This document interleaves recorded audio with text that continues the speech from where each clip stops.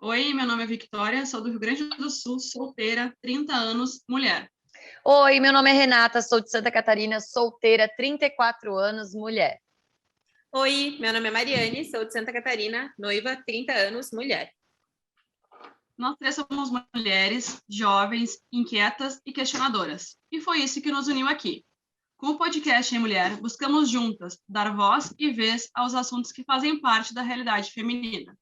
Aqui no canal Ei Mulher, vamos acolher e abordar os mais diversos temas que circulam o universo feminino de alguma forma, com empatia, responsabilidade e, sempre que possível, senso de humor. Para acompanhar o nosso conteúdo, segue a gente no Instagram, @canal Em Mulher. Mande a sua história, sugestão, crítica, para a gente poder dar voz a vocês e fazer desse espaço o que ele é, democrático e agregador.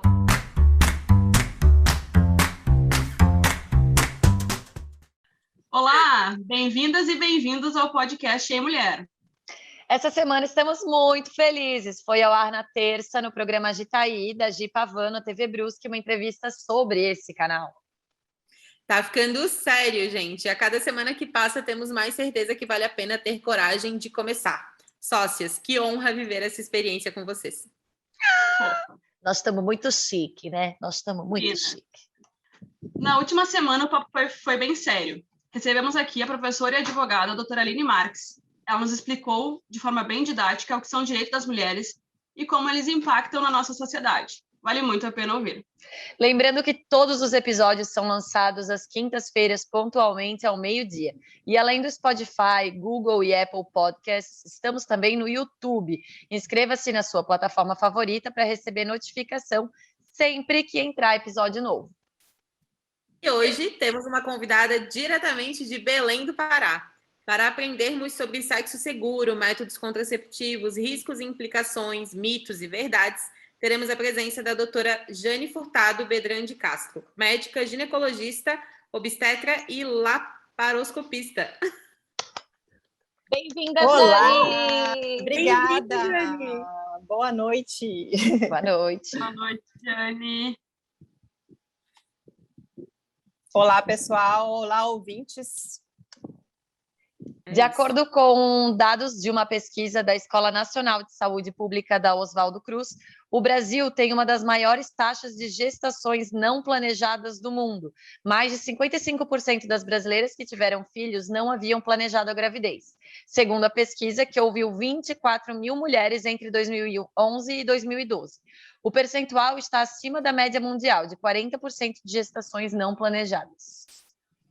Métodos contraceptivos de longa duração, que não dependem tanto da memória de quem usa, não estão acessíveis a grande parte das mulheres brasileiras.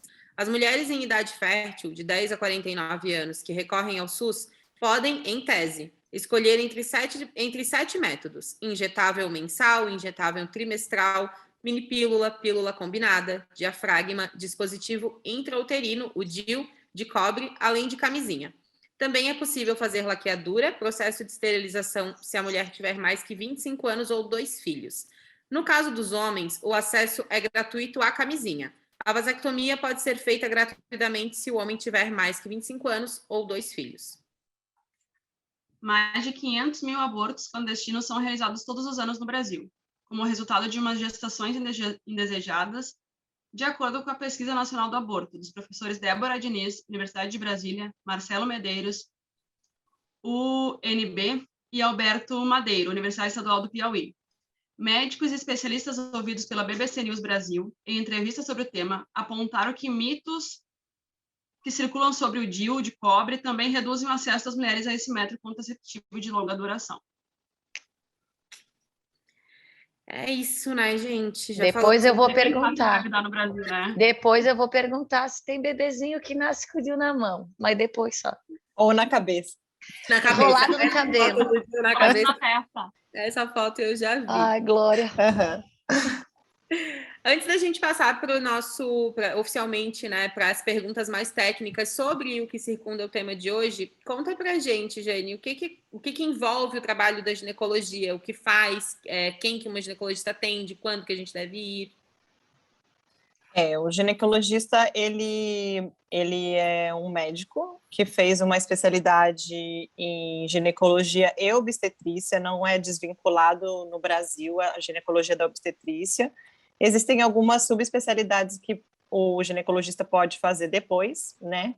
Mas como é a laparoscopia, por exemplo, né, que a gente pode falar em outro momento, e o ginecologista, hoje, né, a gente tem atuado bastante na saúde preventiva e curativa também, né, mas principalmente na preventiva de mulheres e dos transexuais, né, então transgêneros também podem frequentar, os transgêneros femininos, né, são os homens que sentem-se mulheres, eles podem frequentar o ginecologista também.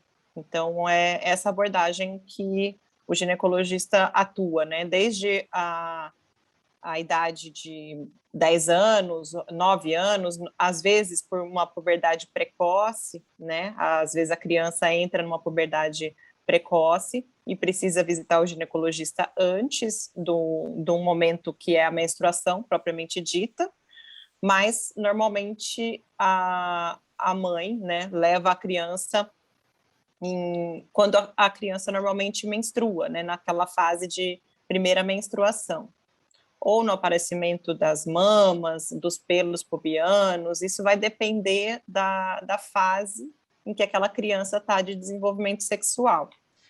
E a gente acompanha a vida da mulher até ela, na verdade, não tem um prazo, né? A gente acompanha ao longo da vida da mulher, porque tem toda a fase de reprodução, depois tem a fase de climatério, menopausa e pós-menopausa. Então, todos esses estágios da vida da mulher devem ser acompanhados pelo ginecologista. Ô, Jane, e essa parte do momento de levar as filhas, né? Porque eu sei que na minha geração, pelo menos aqui, né, no meu convívio, parece que levar o filho a filha na gineco no passado, assim, na minha geração, era tipo um atestado de que a filha já estava tendo relações sexuais ou qualquer coisa desse sentido. A gente tinha que fazer toda uma movimentação. Eu mesmo fiz, assim, não queria, né? Tinha vergonha de falar que queria ir na ginecologista, mas enfim. Hoje em dia, tu vê essa situação um pouco mais tranquila, assim, das mães levando mesmo as filhas? Hoje em dia as mães têm assim, têm tido uma postura um pouco menos machista, digamos assim, né? Dessa visão de que não, na verdade eu quero colocar a minha filha em contato já com um profissional que vai mostrar a ela algumas coisas que eu não tenho às vezes tato para falar, e principalmente sobre menstruação, sobre cuidados de higiene, que aí a mãe fala e às vezes a menina acha que está implicando sobre higiene íntima, né? Aí acha que é aquela fase de adolescência que a criança e a adolescente ficam testando, né, limites ali, então coloca um profissional na frente e às vezes a gente tem que atuar de forma a trazer essa adolescente para uma realidade, às vezes falar de uma forma um pouco mais direta, né? E modificar também a linguagem. A gente eu pelo menos, não vou falar por todo mundo, mas eu modifico bem a linguagem para trazer essa adolescente um pouco mais para um contato do cuidado íntimo, da necessidade de entender o que é uma relação sexual, da necessidade de entender o que ela está fazendo ali, por que ela foi trazida ali, e eu tenho sentido bastante diminuição, quebra dessa resistência das mães, sim. Que bom. Realmente, a minha geração também é uma geração em que as mães levavam mais quando queriam que a médica introduzisse um método contraceptivo, por exemplo, porque achava que já estava começando um namoradinho, alguma coisa assim. Todas as minhas amigas, a gente inventava história de cólica, que queria ir lá para tomar anticoncepcional porque sentia muita cólica. Desculpa, criança. Sim. Mas pode falar, Mari, desculpa. Senão... Eu ia emendar nisso do início do método contraceptivo, que eu tenho histórias próximas da época também, de quando eu era adolescente, de meninas que não foram levadas pelos pais, né, por nenhum adulto ao ginecologista e não tinham idade para ir sozinhas, ali com 15, 16, 17 anos, algumas já iniciando a vida sexual, e começou eu me lembro bastante disso de, qual anticoncepcional a gineco deu para ti? E começar a tomar métodos contraceptivos, né, tomar o anticoncepcional igual a que a amiga estava tomando, porque não teve ninguém que orientasse ela. Como que a gente conversa sobre isso com essas mães, ou enfim, com quem tem filhos na cidade, dos riscos que está envolvido você não levar essa sensação de que você está atrasando alguma coisa se você não está levando, né? O fato dela estar tomando um anticoncepcional, a amiguinha que foi ao ginecologista e que foi prescrito um anticoncepcional para ela foi passado por uma anamnese, né, para saber o que ela tinha de riscos, de fatores de risco para iniciar um anticoncepcional ou não, e qual o melhor anticoncepcional que foi iniciado para essa menina.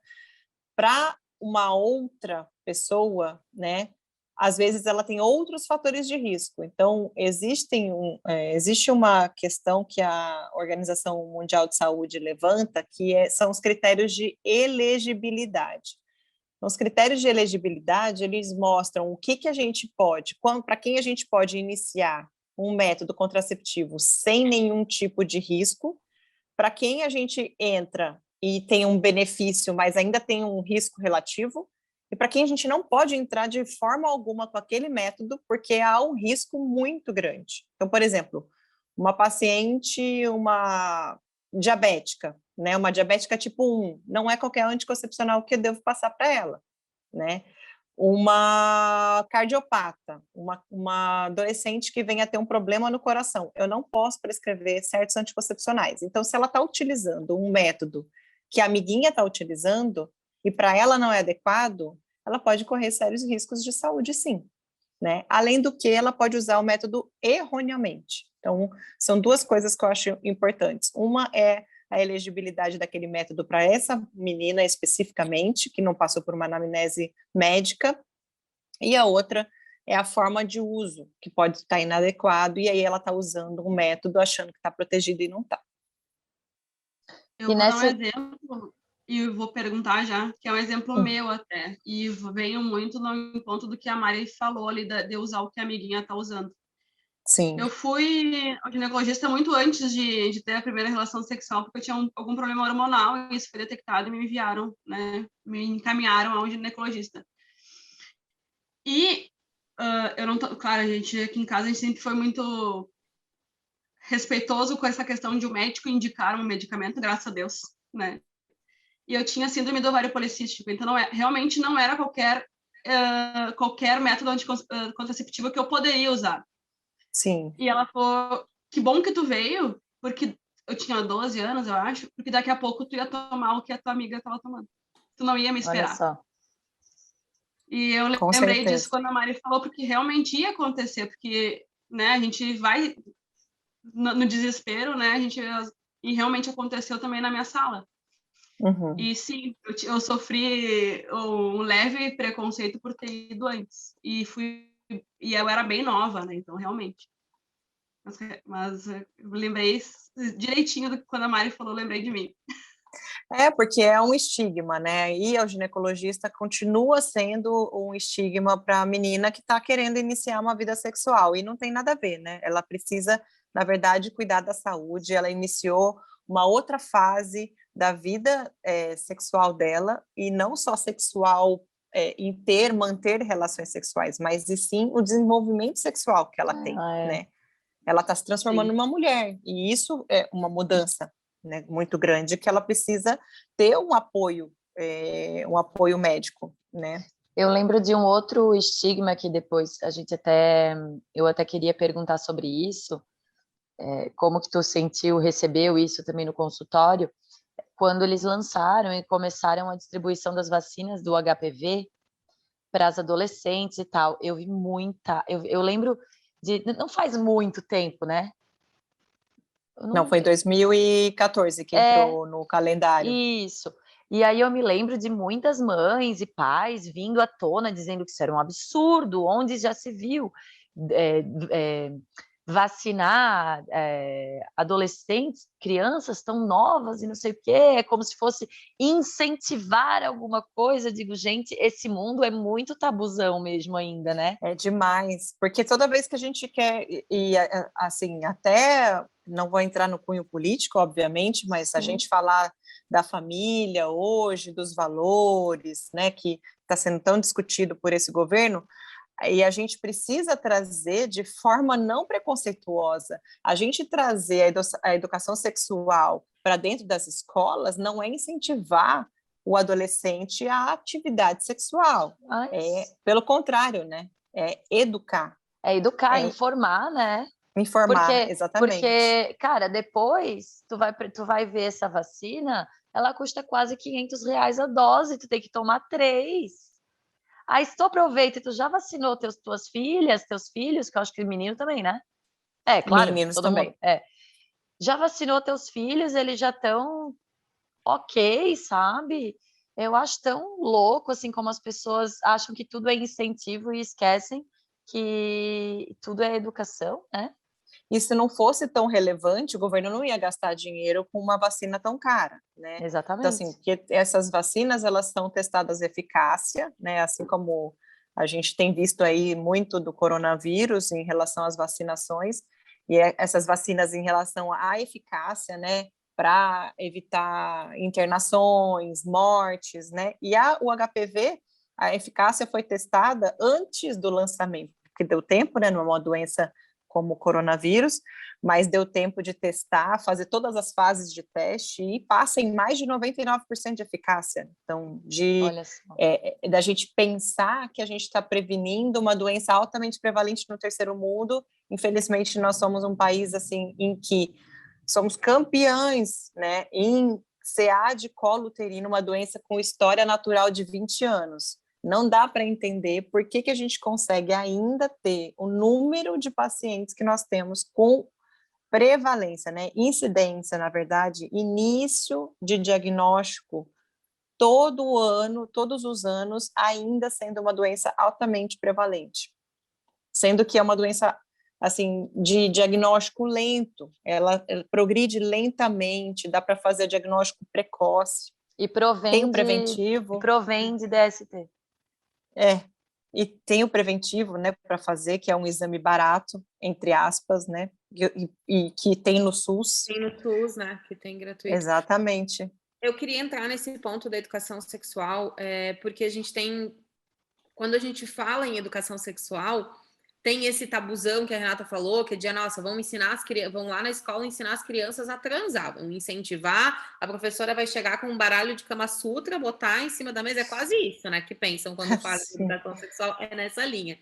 Mas uma coisa que a gente, mulheres adultas aqui, acima dos 30 anos, então, estamos falando de pessoas que já estão na vida há muito tempo, acho que já entenderam, né? Sabem ler, assistem jornal, escutam coisas na internet, e a gente ainda tem que escutar a resistência do sexo masculino. A gente tem essa história sempre recorrente aqui no podcast, de que homem tem essa coisa de não quero usar camisinha, não gosto de usar camisinha, porque muda a sensação, enfim, essa resistência ao preservativo, que é uma coisa que poderia ser trabalhada se a gente começasse a educação desde lá da escola com relação aos riscos do HPV e de todas as outras DSTs e STs, enfim, porque se olha muito para a camisinha como prevenção de gravidez.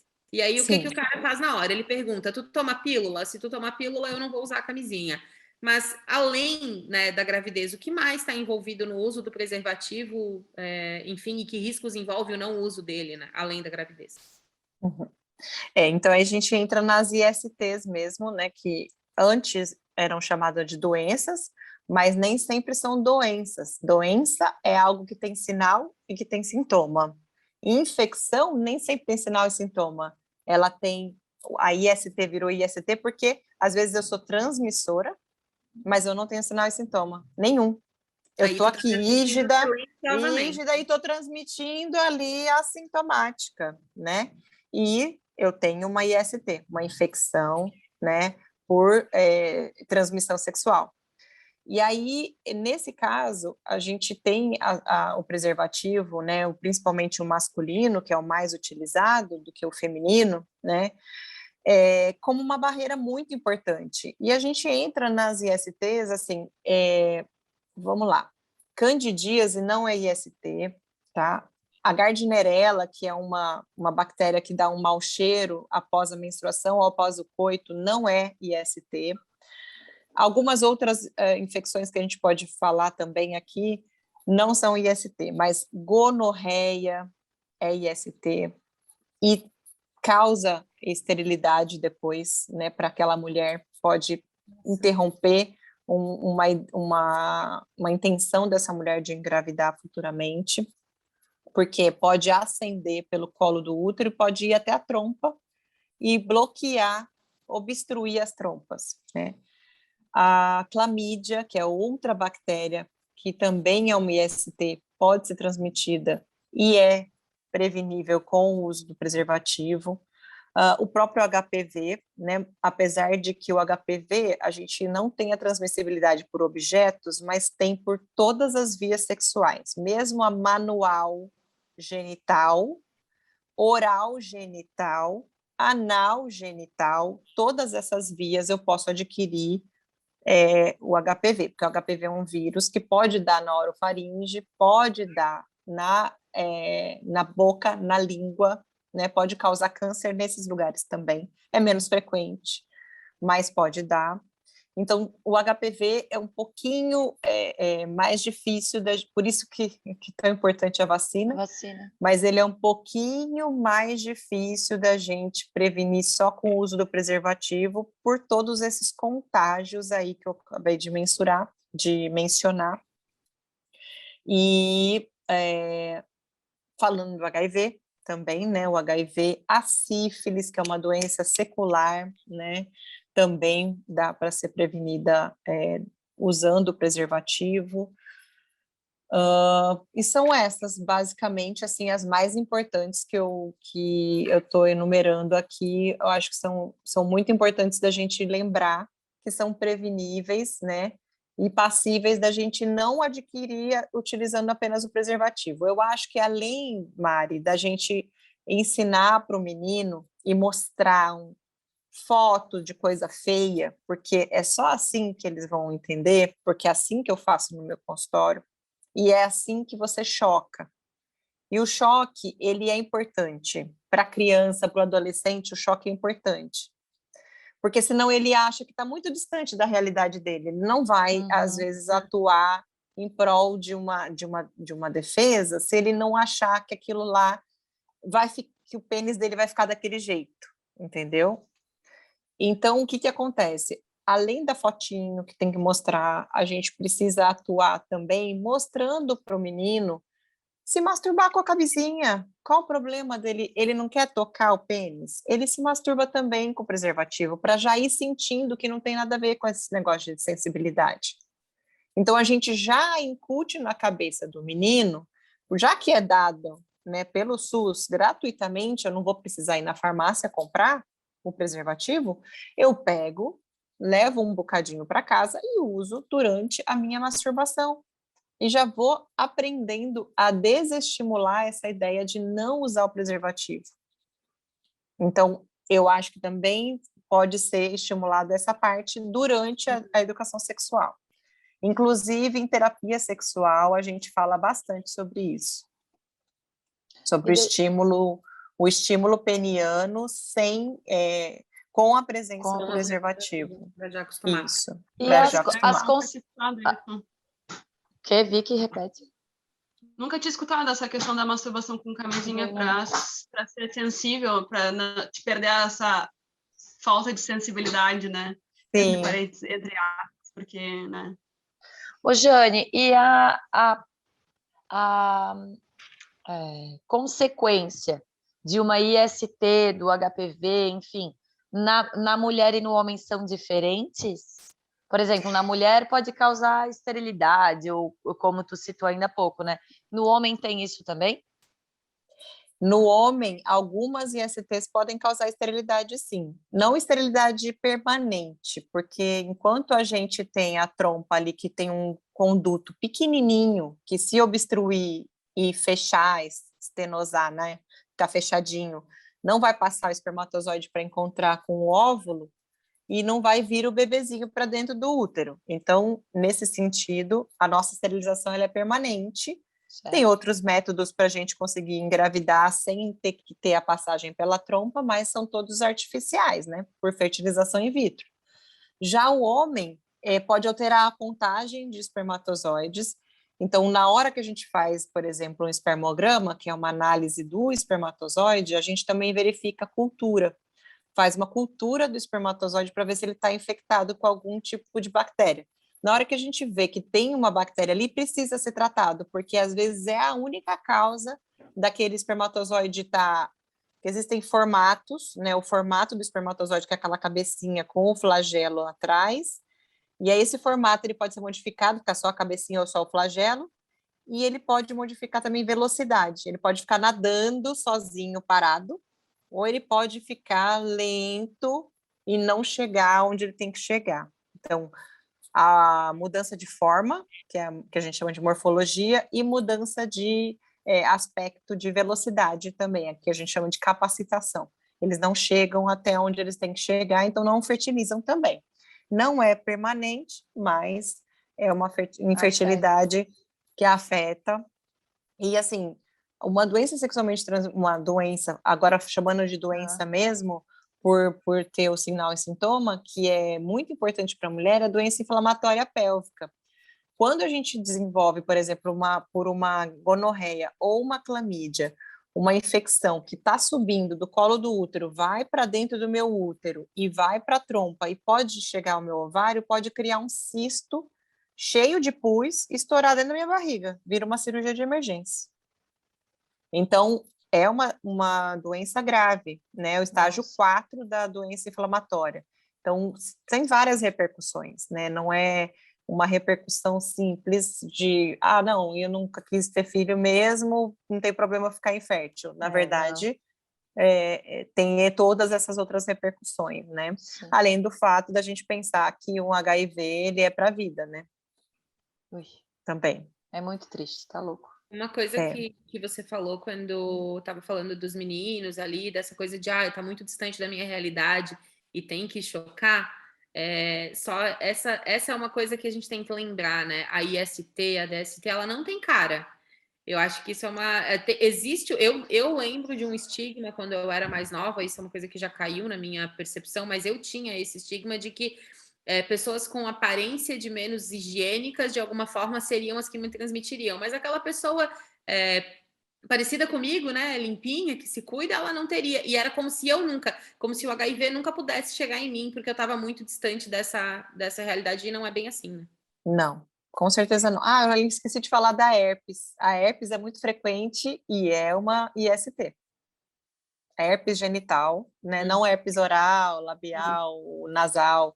A herpes genital é uma IST. Mas também. A herpes, agora uma pergunta já que você tocou nesse assunto. A herpes oral, ela pode passar para a herpes genital ou esse tipo Ela pode ser até do canal do parto. A herpes oral, a criança pode ter adquirido no canal do parto da mãe. Não é uma IST a herpes oral. Não necessariamente aquela menina teve um sexo oral para ter o herpes labial. Entendi. Pode ter adquirido de outras formas, mas a herpes genital, sim, é uma IST. Mas se eu tô com herpes na boca e faço sexo oral, eu posso passar essa herpes aqui? Não, é outro tipo. Ah, tá. É igual ao HPV, que tem 40 tipos, subtipos, né? Certo. É outro tipo. Eu queria perguntar alguma coisa referente à DST ou à IST agora. Podemos continuar? Acho que vai entrar nesse... Essa cultura dos homens, por exemplo, se preocuparem muito mais com gravidez do que com as doenças e ITs e DSTs, em função dessas infecções ou doenças serem menos graves para eles de alguma forma, ou isso é mito, não tem nada a ver? Não, na verdade, por exemplo, o HPV, ele provoca o câncer de colo de útero muito mais frequentemente do que ele provoca o câncer de pênis. Então, assim, a partir do momento que aquele homem vai ter um câncer de pênis, acabou. Ele vai perder o pênis, enquanto que o colo do útero é um órgão que a mulher pode perder ou não, mas está interno, né? A vagina ela vai continuar tendo. A vida sexual desse homem vai mudar, né? Porque ele vai perder o falo. Mas é infrequente, né? O HPV provocar câncer. Já o câncer de ânus é mais frequente do que o de pênis, né? E ele pode adquirir também o câncer de ânus, pensando em HPV. A gonorreia, ela vai dar tanto na mulher quanto no homem. E o sintoma é o mesmo, é uma secreção purulenta que vai sair da cabeça do pênis, assim como sai da mulher, e vai provocar uma ardência durante a micção. Ele vai fazer xixi e vai doer muito. Então, ele tem esses sintomas também. É que não é uma doença muito frequente, não é uma bactéria muito frequente, mas a gente ainda vê hoje, né? Assim, eu trabalho bastante com o universo de militares, soldado, prostituição, tudo isso, sempre tem gonorreia. A gente sempre tem contato com pessoas com gonorreia. E é muito doloroso. Então, assim, é mito essa questão de ser muito mais grave na mulher do que no homem. Às vezes, eles ficam... não é tão divulgado. Assim como as lesões de sífilis. A lesão sifilítica, ela pode dar no pênis também. Ela é uma lesão crostosa, parece uma úlcera, mas de fundo limpo. Você não vai ver sujeira naquela úlcera. Não é uma cratera que se forma e também dá no pênis, tanto quanto dá na vulva ali e na vagina. Então, é mito. E tem sintomas. Tem algum tipo de doença sexualmente transmissível que ela pode ficar, tipo, lá guardadinha e um dia ela vem à tona e aí é transmissível? Por exemplo, porque eu já ouvi casos de pessoas, tipo, casadas há anos, o marido não foi infiel, nada, mas ele pegou, tipo, antes e aí só transmitiu agora, algo assim. O herpes é um deles, porque a gente vai falar de inoculação. Eu adquiri, às vezes, o herpes e ele ficou na célula que ele gosta de ficar, que é a célula nervosa. Ele fica num neurônio ali e fica parado, estagnado, e quando, de repente, eu tenho uma diminuição da minha imunidade, alguma coisa acontece, ele pega e deflagra. Por isso que a gente está falando de infecção, né, sexualmente transmissível virando doença, porque eu sou portador do herpes, mas eu não estou transmitindo naquele momento. Da feita que aquilo virar uma doença naquele momento, aí eu vou transmitir. Então, ele tem que estar em atividade para eu transmitir, tem que estar em lesão para eu transmitir. O HPV, por exemplo, eu adquiro, né? E ele gosta de ficar nas células do colo do útero. Então, o local principal que ele gosta de ficar são células epiteliais, é um tipo de célula específica do colo do útero. E ele vai provocar alteração do DNA da minha célula. Ele não vai provocar uma alteração qualquer, ele provoca alteração genética no meu DNA. Por isso que, na hora de replicar aquela célula, ele vai replicar errado e vai produzir o câncer. Porque o câncer nada mais é do que uma replicação aleatória. E aí ele vai fazendo aquela replicação de um jeito louco, com muita quantidade, e essa replicação é que leva à célula cancerígena. Então, vai modificar o meu DNA e eu posso ficar ali com ela inoculada e não transmitir também. O HPV pode ser não transmissível nesse caso, né? Que não está em atividade. E ele pode ser um vírus que faz remissão espontânea. Então, se eu não desenvolver lesão e eu tiver o HPV, ele faz remissão espontânea, ele pode não provocar doença. Simplesmente ele vai sumir, o nosso sistema imunológico atua. Ou eu fui vacinada e meu sistema imunológico vai atuar de forma mais incisiva, mais eficaz. Então, a gente já entendeu a diferença de ST e DST, que quer dizer que eu posso ter, né, ali, tá contaminado de alguma forma e não tá transmitindo, e por isso que não caracteriza. Perfeito. Mas aí, Se eu faço exames periodicamente, mesmo esse negócio tá no meu HPV tá lá guardadinho, ele não tá falando com ninguém, mas ele vai aparecer no exame? Se eu fizer um exame específico, né, na hora que eu colho o preventivo, eu não estou colhendo para averiguar se você tem HPV. Mas se eu colher o preventivo e pedir um exame específico chamado captura híbrida, aí eu faço o diagnóstico. Só que para que eu vou fazer diagnóstico de você ser portadora se você já está fazendo uso do preservativo, já está fazendo os cuidados e você é portadora apenas e não tem uma lesão? Eu fiz o preventivo e você não tem uma lesão, você não precisa ser tratada, porque o HPV não tem cura. Ele tem cura quando eu preciso tratar a lesão especificamente do colo do útero.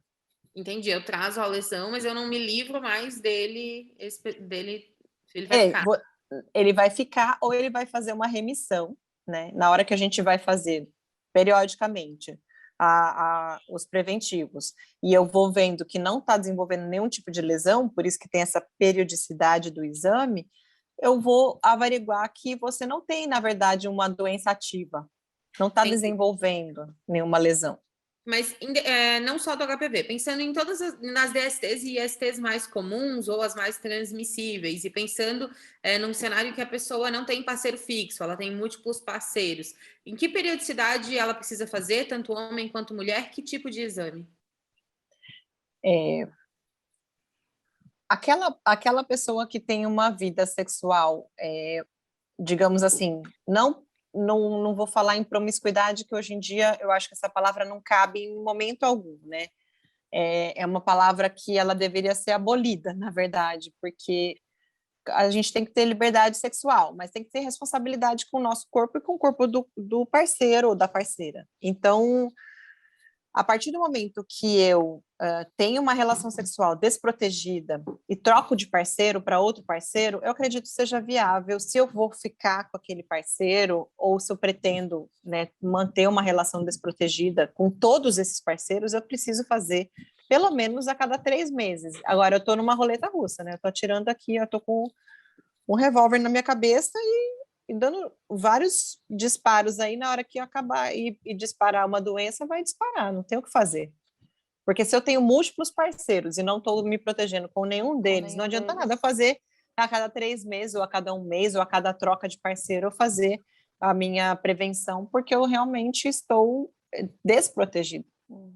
Conscientemente desprotegida. Conscientemente desprotegida. Conscientemente. E uma coisa que a gente não falou, Jane, foi a idade para essas vacinas, as vacinas do HPV. Qual é a idade que é dada hoje? No SUS, né, a menina de 9 a 14 anos, né, e os meninos de 11 a 16 anos, né. E se eu tenho uma menina, né, que é portadora do HIV, às vezes, né, por transmissibilidade gestacional, né, materno-fetal, eu tenho uma menina portadora do HIV, eu já vi muitas meninas, infelizmente aqui em Belém, né, na Santa Casa, eu trabalho na Santa Casa, o meu contato com o SUS é pela Santa Casa do Pará, e já vi meninas de 16, 15 anos portadoras de HIV que não foram foi transmissibilidade sexual e não transmissibilidade vertical, que a gente chama materno-fetal. E nesses casos, né, de HIV, a gente pode estender a vacinação pelo SUS até os 45 anos. Então, é gratuito até os 45 anos. Essa mulher pode ser vacinada, dos 9 aos 45 anos. Imunossuprimidas também podem ser vacinadas até os 45 anos. Os homens imunossuprimidos até os 26 anos. Então, gratuitamente pelo SUS. Então, só não vacina quem não quer, realmente. Exatamente. É criar a cultura, né? É criar a cultura. É discutir sobre isso, é falar da importância, né? Já vou avisar. Se meus irmãos não quiserem levar minhas sobrinhas, eu vou. É isso mesmo. Eu vou. Muito bom. Essa tua relação com o SUS, eu vou aproveitar para fazer uma pergunta que ela tem a ver com os dados que a gente trouxe ali no início, né? A gente pegou dados de um estudo da Escola Nacional de Saúde Pública Oswaldo Cruz, que fala que, em tese, mulheres têm pelo SUS acesso a uma série ali de métodos contraceptivos. Por que traz esse em tese aqui? Você sabe dizer alguma coisa relacionada Porque a isso? depende da região, depende do acesso, né? Aqui, por exemplo, o estado do Pará, ele é um estado continental, um estado muito grande. Belém é um lugar central, mas as regiões ribeirinhas, os interiores, as outras regiões mais remotas, tem muito falha de acesso, né? Então, a gente não tem o mesmo acesso dessas meninas, né, aos métodos de prevenção. Nesses locais, eu não vou dizer nem que é um local remoto, eu já trabalhei aqui no SUS, num hospital regional, numa cidade a 6 horas daqui de Belém, tá? A noroeste.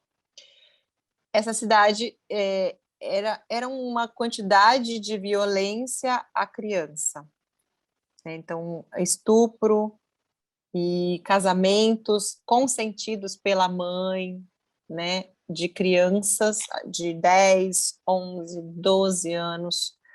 Então, é uma cultura, é outro Brasil ali. Então, a gente não tem esse mesmo acesso. Agora, aqui na capital, a gente tem todas essas variações aí, esses métodos que foram citados aqui no início da nossa conversa. O diafragma, nem tanto. A gente não tem muito ensinado o diafragma como método de barreira, porque ele é pouco utilizado. O diafragma melhora a atividade com espermicida, e nem sempre a gente encontra espermicida para vender em farmácia, e aí vai melhorando, vai piorando a eficácia dele, né? Então eu não vejo o diafragma mais como método de barreira. Vejo mais o preservativo como método de barreira, feminino e masculino. E vou até comentar uma coisa aqui muito interessante que uma paciente trouxe para mim. O disco menstrual, meninas, não é um método de barreira. Ele não está ali para prevenir uma gestação nem uma IST. O disco menstrual é para você manter uma relação sexual estando menstruada, por exemplo, no final de uma menstruação, ponto. Não está protegendo ninguém de Estão nada. usando como proteção. Sim, como se fosse um novo diafragma. É que, de certo, a pessoa pensa, né? Ele tá ali bloqueando as paredes, então deve funcionar, né? Não está funcionando. Depois de para 9 nada. meses, você vê o resultado. É bem isso. Já dizia o compadre Washington, e ele está sempre certo. Olha, mas sabe que eu nem lembrava da existência do diafragma, vou dizer, não lembrava disso aí. Ele não, quase nunca teve Ibope assim, na década de 70, início dos primeiros anticoncepcionais, que era com dose cavalar de 50 microgramas. Hoje em dia a gente tem 15 microgramas de etinoestradiol, uma pílula com a mesma eficácia e, né, ninguém fala mais do diafragma, porque realmente é um método desconfortável, assim, e pouca adesão. Tem pouca adesão e muita falha, né? É muita falha para o método. Qual o método contraceptivo mais eficaz para prevenir a gravidez e para prevenir doenças e ITs, né? Então, eu gosto bastante de passar método combinado, né? Então, assim, se eu vou querer pensar em IST, sempre preservativo, e pensar em contracepção, eu ouvir o que essa mulher tem para me dizer. Por exemplo, eu sou uma paciente que tem um fluxo menstrual muito intenso, eu tenho cólicas muito intensas, eu não vou colocar um DIU de cobre nessa menina, porque ela vai piorar fluxo, ela vai piorar cólicas, né? Então eu vou pensar, e também eu preciso ouvir quanto tempo ela quer de contracepção. Vamos supor que, não, daqui a 2 anos eu quero estar grávida, eu já quero tentar a minha primeira gestação. Isso vai modificar, porque se eu quero pensar num método de longa permanência, né, eu não vou pensar num método de 2 anos. Eu vou entrar com uma pílula anticoncepcional, um método injetável, um adesivo, um anel vaginal, qualquer outro método que seja um pouco mais fácil de eu retirar, do que ela ter um gasto ou o desconforto de colocar, né, um DIU nessa situação. Então, para aquela paciente em específico, os métodos como o DIU, por exemplo, quanto o DIU de cobre, quanto o hormonal, né, a gente tem bastante eficácia. Ele é mais eficaz, o DIU é mais eficaz do que a própria laqueadura, na literatura, tá? O método de a laqueadura tem mais reversibilidade do que o DIU, né? Em questão de método contraceptivo. Então, um método seguro, de longa permanência, eu vou ter um custo-efetividade baixíssimo, né? Porque o custo é baixo perto da eficácia do método. Eu sempre coloco assim, se você for gastar, vamos supor, no SUS, né? Você vai ter que ir lá fazer os exames pré-inserção, que são ultrassonografia transvaginal, um preventivo, né, de menos de 1 ano, e pelo menos um beta-HCG, um teste de gravidez, atestando uma negatividade. Esses 3, né, estando negativos e a paciente não estando com nenhum tipo de corrimento no momento da inserção, eu faço a inserção de forma segura no ambulatório e ela vai ter essa economia de tempo, não vai precisar ficar lembrando de tomar uma pílula ou lembrando de ir atrás do injetável, né? Então, é um método bem seguro, não é infalível, mas é um método seguro e eficaz nesse caso. Se eu vou pensar numa paciente que vai colocar um DIU hormonal, eu sempre falo assim, se você vai gastar com uma pílula anticoncepcional, R$50, né, vou colocar R$50 aqui para ficar um cálculo mais fácil. Em 12 meses, R$600, estou correto? Sou R$600. Se eu comprar o Mirena a R$900 e ficar 2 anos com Mirena, eu já cobri o custo, já paguei os meus R$1.200 de anticoncepcional, né? Gente, se o Mirena quiser uma garota propaganda, aqui estou. Aqui sempre Muito estarei. bem. Eu vou dar o meu depoimento pessoal. Eu tomava anticoncepcional desde, sei lá, dos meus 15, 16 anos. Tomava pílula anticoncepcional.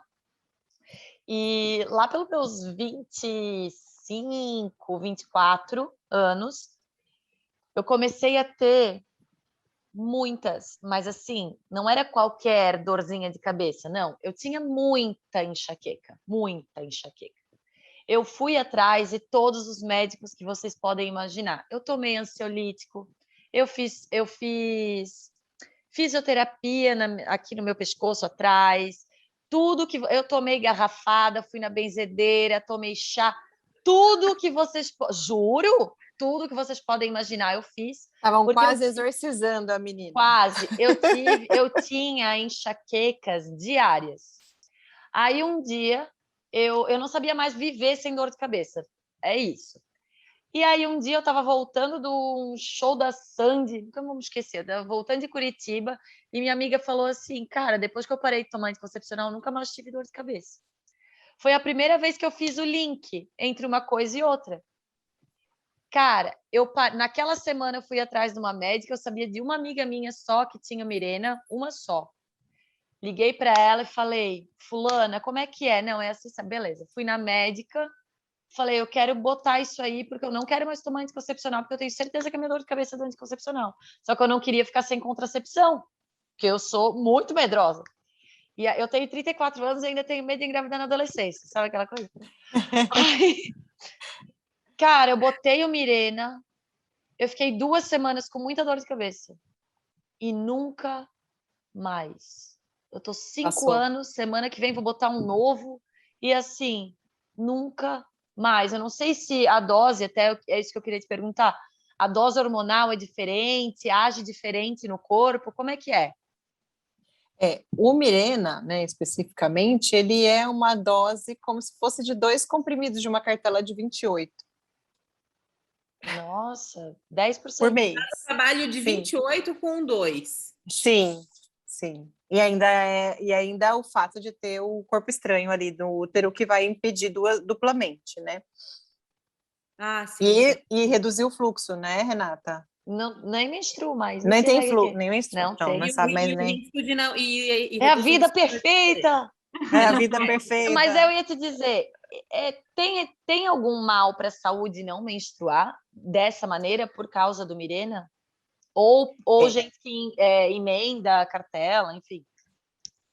Na verdade, a gente não tem nenhum mal com isso, né? As nossas bisavós, tataravós, elas viviam, engravidavam, amamentavam, engravidavam, amamentavam, engravidavam, amamentavam e não menstruavam até acabar. Pronto, menopausa. Então, esse ciclo natural que elas tinham, a gente está reproduzindo artificialmente com algum método contraceptivo, deixando nossos ovários estagnados, né? O fato de eu usar hormônio para isso, né, e não o hormônio natural que eu estou produzindo, não afeta, não está fazendo aumentar a incidência de câncer de mama, nem aumentar a incidência de câncer de útero nem de ovário. O que está relacionado, que toda vez que a gente olha, por exemplo, colo de útero está escrito, o uso do anticoncepcional aumenta o risco. Por que aquela mulher está se sentindo protegida contra uma gravidez indesejável, deixa de usar o preservativo, adquire o HPV e aí ela vai ter aumento de incidência de câncer de colo de útero. Não porque o anticoncepcional vai lá e age sobre as células provocando o câncer, tá? Então, o aumento da incidência está relacionado ao HPV e ao método falho que ela está utilizando. Somente um método, né? Não um método de barreira conjunto. Método combinado, como tu tinha falado. Combinado, exatamente. Usar as duas coisas, né? O de barreira junto com o método hormonal. Porque daí é uma coisa muito pessoal, né? O anticoncepcional, ele, por exemplo, a mim, que me dava muita enxaqueca, era uma coisa pessoal, não quer dizer que ele faz mal para todo mundo, enfim. Para todo mundo. Não, tem gente que usa há 20 anos e não sente não nada. Sente nada. Né? E aí tem gente que, como você, usou vários anos sem sentir nada e de repente começou com enxaqueca diária.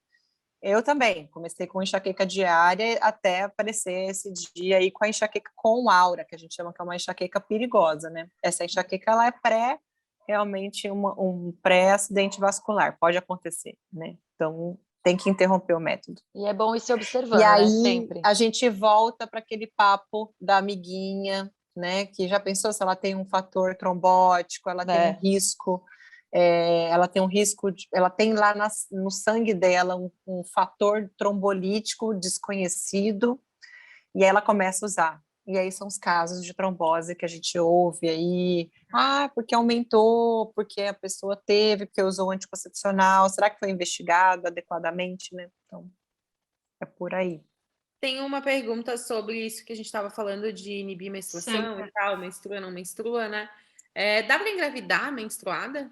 Não. Pensando em menstruação mesmo, né? Eu vou falar duas coisas assim.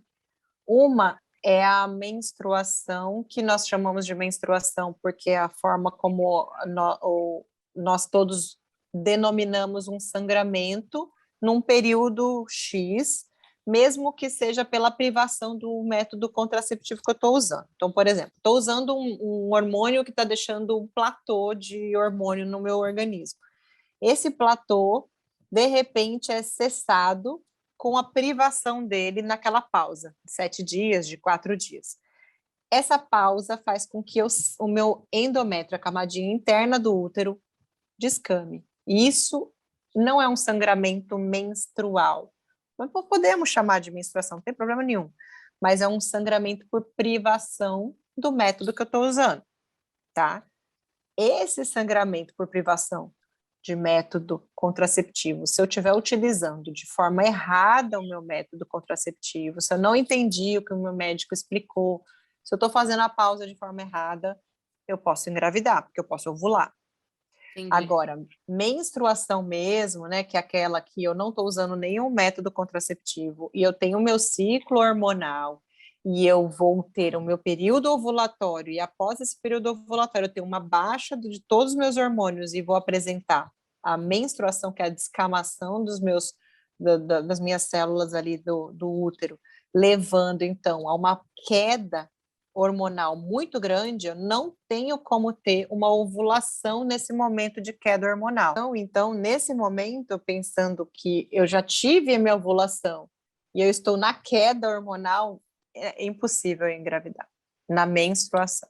No uso incorreto do anticoncepcional com sangramento irregular, eu posso realmente engravidar. Pelo dia seguinte, então, Jane, eu posso tomar pelo dia seguinte tomando anticoncepcional se eu tomo esse anticoncepcional de forma errada? E até quantas vezes ela faz efeito sempre ou ela vai perdendo efeito conforme tu vai usando, se tu usa muito ou não? Eu entendo essa pergunta como, por exemplo, eu estou usando um anticoncepcional e descubro que eu tomei de forma errada, né? Eu fui ao médico e descubro que eu tomei de forma errada, é isso? E aí, se eu posso tomar a contracepção de emergência ou não. Isso. Nesse caso, né, a gente pode até lançar mão da contracepção de emergência, mas talvez ela não tenha efeito, né? A contracepção de emergência, ela não é abortiva, tá? Mas ela vai impedir que eu tenha uma ovulação. Por quê? Justamente ela bloqueia a produção do folículo. O meu folículo, que é do ovário, ele tem que eclodir. E aí eu vou bloquear esse momento, o momento da eclosão do óvulo para ser fecundado pelo espermatozoide. Se tiver nessa fase aí, eu consigo bloquear com o uso cavalar dessa pílula de emergência, porque é muito grande a quantidade de progesterogênio que tem nessa pílula, né? Para você ter uma ideia, tem 4 vezes mais do que no progesterogênio da pílula anticoncepcional que eu estou tomando, se é o método combinado lá, estrogênio com progesterona. Então, eu posso fazer uso, mas é melhor sob orientação médica, tá? Mesmo porque, para quem vai avaliar se você está usando erroneamente ou não, é melhor ser o médico, tá? Porque às vezes você acha que está usando errado, mas não está. Ou realmente, se esqueceu 2, 3 dias, 4 dias, realmente está usando errado. Mas vamos ser bem sincera, né? O pílula do dia seguinte é usado o quê? No desespero. Tu nem pensa se tu tá tomando certo ou não. Toma no desespero. Mas aí, isso de precisar de passar por uma avaliação médica e tal. A pílula do dia seguinte tem que ser tomada, é a pílula de emergência, né? Ela tem que ser tomada emergencialmente. Lógico, a galera sempre ela não é um método contraceptivo, ela não deve ser utilizada como contracepção com frequência. Toda vez que eu tiver relação sexual, eu vou lá e uso, né? Porque ela vai tornar meu ciclo completamente irregular, vai fazer com que eu não faça uma ovulação ou não saiba quando eu vou ovular. Então, eu não vou perder todo o controle do meu ciclo menstrual. Além do que, eu vou estar usando uma quantidade muito grande de um hormônio que pode me dar ânsia de vômito, aumento de peso, dores de cabeça, sensação de desmaio, tem outros efeitos colaterais da pílula do dia seguinte ou da pílula de emergência. Isso é muito legal falar. Isso é muito legal falar, porque eu conheço gente que usa assim, ó, com frequência. Com Sim, frequência. toda semana. Uhum. A pessoa que eu conheci... Essas pessoas não sintam não tenham essas sensações, né? Não tenham nenhum efeito colateral.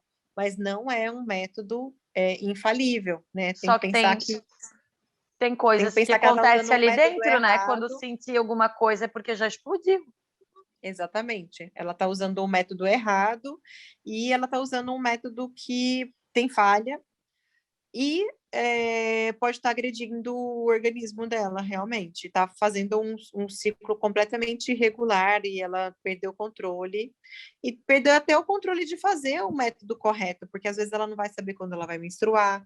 E aí é muito importante a gente fazer assim, saber quando a gente vai iniciar a menstruação para até iniciar o método corretamente, né? Uma pílula anticoncepcional. Sim. Então, não tem uma bomba. Voltando para a tua dúvida, Vicky, não tem nada na literatura que diz se eu posso usar com frequência ou sem frequência. O próprio método já tem esse nome, é emergência, né?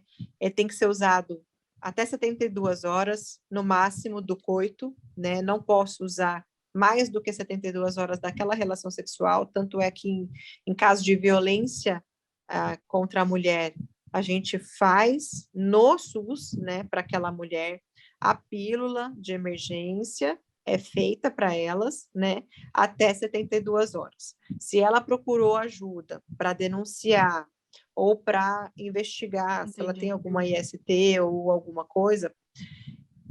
Eu acabei esquecendo 2 ISTs importantes que eu não falei aqui, mas depois me lembram que eu vou falar.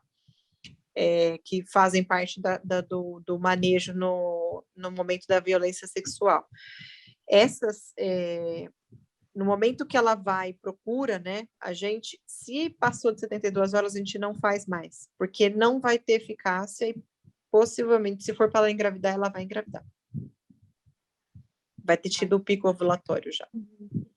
E que legal isso, porque eu não fazia ideia, na verdade, de que demorava tanto assim para tipo, até 72 horas, então, para esse espermatozoide chegar enfim, fazer o seu trabalho ali no óvulo, é mais ou menos isso. Então, assim que nós somos feitas. Mulheres são os espermatozoides mais lentos e homens são os mais rapidinhos. Entendi. As mulheres são a ovulação mais tardia, né? Aquela ovulação que está quase no final, ele já eclodiu, está quase saindo dali.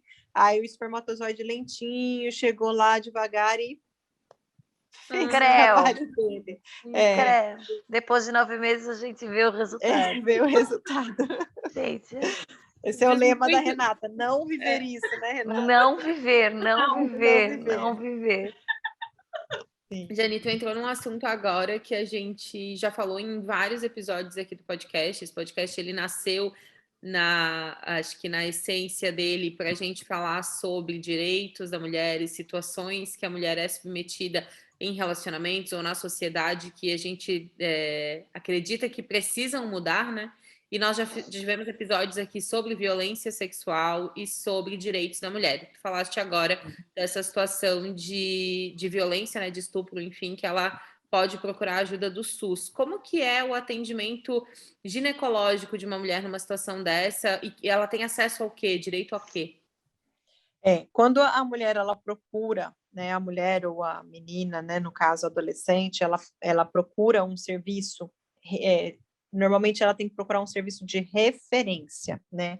Então, o município, às vezes, disponibiliza de um serviço de referência específico para esse tipo de tratamento, porque a gente tem que ter apoio psicológico, apoio de assistente social, porque tem que acolher essa família, entender o contexto, se essa menina estava abandonada, se essa menina estava tendo supervisão de adulto, se ela está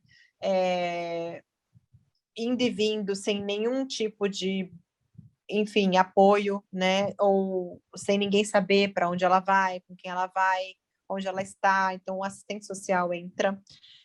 O apoio psicológico, né?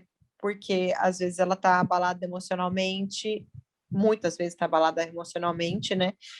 Ou em choque, né? Acontece algumas vezes de ter a violência, não apenas o estupro em si, mas a agressão, né? E essa agressão leva a muitos transtornos, né, psicológicos para essa mulher. E aí, quando ela procura a rede, aqui, por exemplo, no Pará, e no Brasil, na verdade, chama Propaz. É um local específico que tem um médico perito, né? Esse médico perito coleta sêmen, né? E esse sêmen, às vezes, é avaliado para ver quem é o estuprador, se não for um estuprador conhecido, tá? Além dessa necessidade da coleta do sêmen, né? O exame de corpo de delito para denúncia mesmo, que entra no processo investigativo criminal, a gente vai para a área criminal. Então, o Propaz faz isso. Para assistência propriamente dita, que é o que eu faço, que eu não faço a parte nem pericial e nem criminal da coisa, eu faço assistencial, então ela nos procura depois que ela já foi na Propaz, fez a denúncia, já foi passada por uma ginecologista específica, perito e tal, ela vai comigo para que eu, então, ou faça tratamento de alguma lesão, tenha que suturar alguma coisa, né? Ou né, iniciar as medicações. Então, o que a gente faz? 72 horas, até 72 horas, a gente tem que fazer a prevenção para uma gravidez indesejada com a pílula de emergência. A gente faz já o AZT, que é a medicação para tratamento, na verdade, do HIV, né? Faz referência para os locais onde ela vai fazer a vacinação para hepatite B, né? E a continuidade do tratamento por 30 dias do HIV. Então, ela vai tratar por 30 dias com medicamentos que são bem ruins, causam náusea, um monte de sintomas, né? E a gente vai tratar, então, contra as principais, a clamídia, um creme vaginal e para metronidazol, que é uma medicação para eventualmente a gonorreia, o ciprofloxacino para gonorreia também, e a azitromicina que a gente faz para clamídia. Então, são todas essas medicações que são feitas na assistência dessa mulher para evitar que ela tenha as ISTs principais, a hepatite B, né, que ela vai ter como ter prevenção, faz exames de sangue também, né, para detecção dessas doenças, para ver se ela já não era previamente contaminada, e dá esse prosseguimento ao acompanhamento num centro de referência da mulher, né, para ela ter a medicação gratuitamente para o HIV, né, e para a imunização da hepatite B, se ela não for imunizada. No caso do contato com o HIV, né, com o criminoso, né, que tem a HIV, essa bomba de remédios que ela toma, né, esse coquetel que ela toma por 30 dias, isso impede o desenvolvimento do HIV. Ela pode tratar, né, porque o vírus vai estar ainda em baixa concentração, então iniciando o tratamento precoce, eu não vou saber te dizer de literatura quantos por cento eu estou prevenindo que essa mulher desenvolva, tá? Uhum. Mas é um tratamento eficaz para ela não desenvolver o HIV, nesse caso. Que bom, que legal. Ele vai estar com uma transmissibilidade baixa, uma carga viral baixa ainda. E caso já tenha passado das 72 horas e ela não consiga mais usar o contraceptivo de emergência? Ela tem direito a fazer o aborto legal. No Brasil é permitido o aborto legal, né, que são centros de referência também. E aí, se eu tenho, por exemplo, um desvio, um impedimento de consciência como médica de realizar aquele procedimento, eu posso não realizá-lo, mas alguém no meu serviço, eu preciso disponibilizar alguém, algum médico, alguma equipe, na verdade, que faça. Nem todo anestesista faz, nem todo obstetra faz, por desvio de consciência, por N motivos, mas sempre tem alguns médicos das equipes que fazem o aborto legal. E aí, o aborto legal, propriamente dito, é até 14 semanas, né? Mas pode ser feito depois também. Pode ser feito depois também, mas é muito... até 20 semanas no máximo, a gente tenta fazer a eliminação desse feto, mas passou de 14 semanas, normalmente aquela mulher também não está procurando assistência para fazer um abortamento. Ela não tem mais coragem de fazer. Que processo comprido, longo e deve ser tão, Deus me livre, tão traumático. Tô só pensando nisso, tipo, fazer todos esses passos. Não, doloroso demais, né? Eu estava pensando bastante na questão dos medicamentos, né, para as ISTs e tal, e do contraceptivo de emergência, mas na hora que tu falasse assim, Jane, faz alguma sutura, caso ela tenha alguma lesão, é horrível, né? É horrível pensar que É isso que acontece. É horrível pensar que existe isso, né? É comum, assim, eu não gosto nem de pensar em algumas situações que eu já presenciei, e que eu não vou trazer aqui, que eu não... são monstros, né? Que têm coragem de fazer algumas coisas com seres humanos, principalmente crianças, né? Que têm uma genitália tão pequenininha, né? Mas a gente precisa passar por esses momentos, às vezes, de concentrar e fazer o que precisa ser feito, né? Que é tentar restabelecer digamos assim, uma anatomia mais próxima do que era antes, né? E a própria dignidade da pessoa, né? Sim. E a própria dignidade da pessoa, né? O psicológico dela, enfim. É um trabalho muito importante. E difícil. Eu acredito. Parabéns. Obrigada. Temos mais uma questão aí, Mariane? Um pouquinho o clima. Porque a gente vai para um down, né? Assim, aí para voltar é difícil. Vamos voltar aqui. E a gente tem essa pegada de tentar trazer as coisas aqui, sempre com senso de humor, ou de um jeito leve, mas tem horas que não dá, Às vezes não dá. Isso. A realidade é pesada, né, gente? E a gente tem que falar.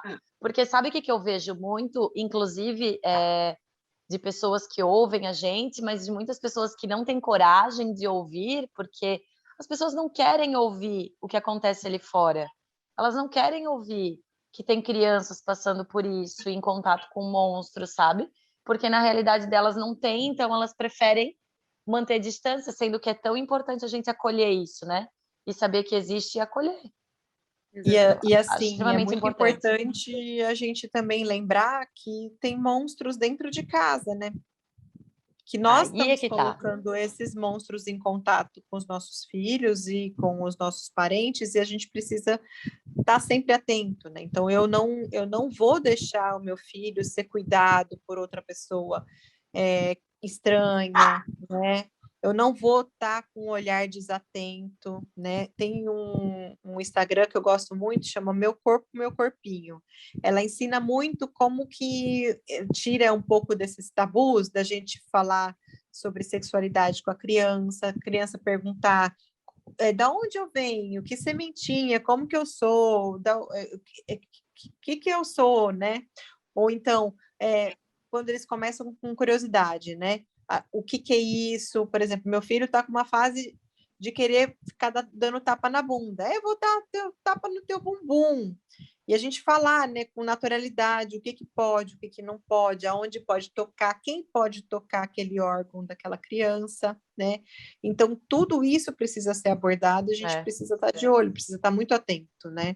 Então, a realidade, na verdade, que a gente vê na TV, esses cárceres de pai, de avô, né, que prendeu alguém em casa e abusou daquela criança por vários anos, meses, né? Isso daí não é falta não é da década de 70, não é de 80, é real, é atual. As pessoas têm coragem, realmente acontece, então a gente precisa estar atento, precisa trazer à tona isso. A gente já falou aqui várias vezes, né? A gente sempre tenta quebrar essa sensação, de novo, que a gente falou agora da IST agora há pouco, né? De que quem tem uma IST vai ser uma pessoa que ela é muito diferente de mim e não tá na minha realidade, e isso tá escrito na cara dela, não tá. E o abusador ou aquela pessoa que provoca, né, que comete violência sexual contra uma mulher, contra uma criança, contra um vulnerável em qualquer circunstância, ele não tá numa pracinha, escondido atrás de um banco, essa criança ficar sozinha às 10 horas da noite para ele pegar ela lá. Não é esse o cenário. Ele tá dentro de casa, ele pode ser da família, ele pode ser um vizinho. É uma coisa assim que, e infelizmente, eles também, esse cenário não é único exclusivamente de realidades de mais vulnerabilidade social, por assim dizer. Ele não, tá na porta do lado da nossa. Exatamente. É acordar para o fato de que isso é real, porque quanto mais a gente manter isso longe de nós, mais vai parecer que não existe. É o zelador bonzinho da escola, é o tiozinho que entrega não sei o quê na porta da escola, qualquer pessoa pode ser. E assim, eles são altamente manipuladores, então eles são inteligentes, ardilosos, manipuladores, são pessoas que têm um pouquinho de traço de personalidade de psicopatia, então eles conseguem, às vezes, atrair e pensar de que forma ele vai atrair. Então, não é realmente, como você falou, o rapaz que está ali escondido numa moita. Ele tá tramando aquilo, ele está confabulando, ele está vendo como ele vai fazer, como ele vai atuar. Então, realmente não é longe da nossa realidade, não. Precisa estar atento.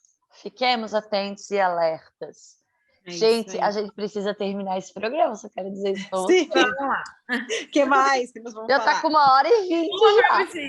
Só uma perguntinha e a gente encerra. A gente teve uma história de seguidora falando. A gente às vezes faz episódios sobre encontros constrangedores ou situações constrangedoras na hora do sexo. E ela contou que ela saiu com um boy que, na hora do ato especificamente, ele tirou do bolso um lencinho umedecido e passou na pepeca dela. Essa história é maravilhosa. Antes de fazer sexo oral nela. Então, aqui, né, a pergunta, claro, a gente não está dizendo que ela não tinha higiene em dia, muito provavelmente ela tinha, e esse rapaz é que precisa de ajuda, né? Sim, porque ele andava com um negocinho no bolso. Procura ajuda, você não tá bem. Mas tá, a pergunta é, como que é a melhor maneira de fazer a higiene da vagina, de fazer a higiene ali, né, do órgão sexual, tanto do feminino quanto do masculino, mas aqui a gente fala mais para as mulheres mesmo, e essa verdade que tem que ser dita também de que vagina não tem cheiro de rosas, né? Como saber que o cheiro tá normal, que cheiro que deve ter, e o que eu posso usar lá embaixo? Tá. Então, vamos lá. A vagina é o canal, tá? E fora, pequenos lábios e grandes lábios é vulva. Então, eu não lavo a vagina nunca. A vagina é autolimpante, tá? Ela se regenera, ela tem célula. É a mesma coisa de eu falar assim, deixa eu limpar aqui o meu canal retal. É mucosa, e ninguém enfia o dedo ali para limpar o reto e sair. É outro canal com mucosa, tanto quanto a vagina, né? Então, eu não limpo, é autolimpante, tem as minhas bactérias próprias ali. Mesmo que eu esteja com um corrimento, eu não vou sair limpando lá dentro, nada, porque eu vou usar um creme vaginal adequado, que foi me prescrito para eu utilizar, e eu não vou sair limpando, fazendo nada grosseiro lá dentro. Antigamente, né, e até hoje, algumas médicas, não só que médicos, mas que fazem ginecologia natural, passam alguns tipos de injeção para colocar dentro da vagina, tá? Não sou contra, mas eu não sei prescrever também o que passa, o que seria o adequado para passar. Não leio literatura a respeito se vai aumentar ou vai diminuir aquela frequência de candidíase de repetição, por exemplo. Então, eu não prescrevo coisas intravaginais. O que eu prescrevo, né, para aquela paciente é uma higienização da vulva com água corrente. Então, eu não preciso passar nos pequenos lábios, entre o clitóris, pequenos lábios, eu não preciso passar sabonete, porque eu preciso ter uma certa lubrificação nesse local e um sebo, que é uma certa gordura local, tá? Que eu produzo, que o sebo não é o esmegma, que é o branquinho, tá? Se formar branquinho assim, eu posso passar um lenço umedecido, posso passar um papel higiênico, posso passar água corrente para sair, mas eu não preciso passar sabonete, porque o sabonete tem efeito adstringente, eu vou tirar esse sebo, e é um local que eu preciso ter bactérias, eu preciso ter uma certa gordura, e essa lubrificação para não ter coceira, para não ter desequilíbrio do meu pH vaginal, né, e vulvar. Então, eu tenho que ter um certo equilíbrio. A vagina é um órgão ácido, tá? E precisa manter esse pH ácido. Se pensar que o espermatozoide, por exemplo, esperma, na verdade, não espermatozoide, é básico, né? A gente vai ter já um desequilíbrio natural quando mantém relação sexual sem o preservativo, por exemplo, e tem o coito intravaginal. Nesse caso, a própria vagina vai fazer o equilíbrio, vai manter um certo equilíbrio, voltando ao pH ácido, não precisa fazer nada também. Então, água corrente na vulva e na região de... É que eu não trouxe nenhum tipo de figura para mostrar, mas vamos pensar assim, virilha, né, onde eu tenho pelo pubiano, onde eu tenho sudorese, onde eu tenho células de suor, de Mais em pelos, volta, assim. mais em volta, próximo, né, à entrada, mas não é na entrada, nessa região eu posso aplicar sabonete, o sabonete que eu quiser. Se eu quiser aplicar um talco, porque eu transpiro demais nessa região, eu posso, né? Que é na dobra ali da perna com o bumbum, por exemplo, ou da perna com a reentrância do Monte de Vênus, que é a parte superior Sim. ali da vulva, tá? Ânus, por exemplo, também é uma região que eu vou aplicar, né, um sabonete, também tem pelo, também tem célula de suor, então vou aplicar sabonete. Agora, na região de pequenos lábios e clitóris, eu posso passar somente água corrente, não preciso passar sabonete íntimo nem nada. Se eu quiser manter uma lubrificação natural, ajudar na lubrificação, posso também lançar mão de um óleo de coco. O óleo de coco natural, né, in natura, extra virgem, sem nenhum aditivo, sem nada, eu posso aplicar na região vulvar também, ali, pequenos lábios, clitóris e até no ânus também, na região perianal, eu posso aplicar. Além do odor ser agradável, além dele dar uma lubrificação natural, né, não lubrificação para o ato sexual, mas uma lubrificação de sensação. Às vezes eu tenho um ressecamento que eu uso, por exemplo, anticoncepcional. O uso do anticoncepcional dá um pouco de ressecamento vulvar, então eu quero deixar uma hidratação, passar um hidratante, o melhor hidratante é o óleo de coco, tá? Que eu posso lançar mão. Então, a higiene é só Isso é de com isso coco pra mesmo. tudo, né? Polivalente. A gente falou no outro programa, o óleo de coco vai do cabelo ao à cabelo, pepeca. pele, tudo, a pepeca. Pô, curti, cara. Quanta coisa nós aprendemos hoje. Nossa, que bom. Quanta coisa nós, mulheres adultas com mais de 30 anos e sexualmente ativas, aprendemos hoje. Eu adoro. A gente já devesse saber há algum tempo, né? Mas nunca é tarde. Nunca é tarde, estamos aqui dispostos. Mais vezes, meninas, eu posso vir mais vezes. Eu também adorei conversar com vocês. Ai, achei super mas legal. nós queremos, porque é um universo enorme, né? Que a gente pode falar aqui, porque a saúde da mulher envolve tantas coisas. Hoje a gente falou, acho que de 10%. Acho que sim, por aí. Muito legal, muito obrigada, Jane. Obrigada Nada. por ter disponibilizado o teu tempo. Muito legal o espaço de vocês, meus parabéns, viu, pelo espaço. Eu estou acompanhando, não consigo assistir tudo, mas eu estou acompanhando vocês, acompanho vocês no Instagram também. Até repostei a entrevista de Brusque e achei muito bacana o espaço que vocês estão ocupando e que Deus quiser vocês tenham mais visibilidade, mais mulheres consigam acessar os canais de vocês e consigam ter acesso à informação de qualidade, e com bastante responsabilidade que vocês têm, passar essa mensagem legal e agregadora. Parabéns. Amém. Obrigada. Amém, obrigada.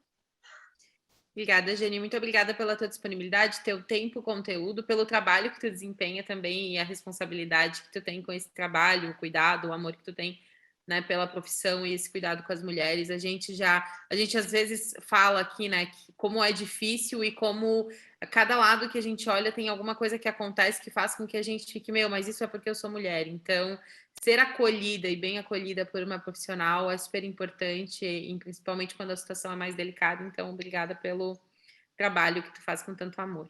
Obrigada. Valeu, gente. Valeu! Fechamos Valeu. mais. Tchau. Obrigada, Jane. Tchau, Obrigada, boa Sócia. noite, gente. Valeu, boa noite. Obrigada, um beijo. Beijo. Tchau, tchau.